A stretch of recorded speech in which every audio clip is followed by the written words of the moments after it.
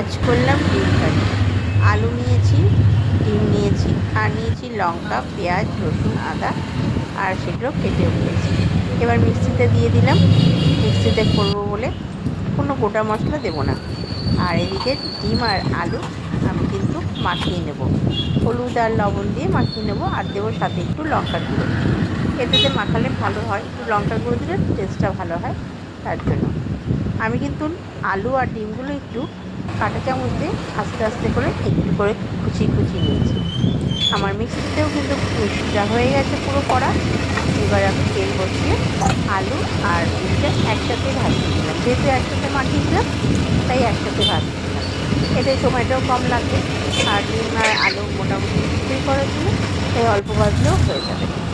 এই যে আমার তোলা হয়ে গেছে, ওই তেলের মধ্যে আমি যেটা মিক্সিতে মশলা করে রেখেছিলাম পেঁয়াজের, আদার, রসুন আর লঙ্কা, টমেটো দিয়ে সেটা ঢেলে দিলাম।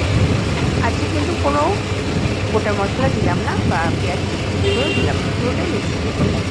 আর দিলাম হচ্ছে লবণ আর হলুদ, এটা যার যার টেস্ট মতো।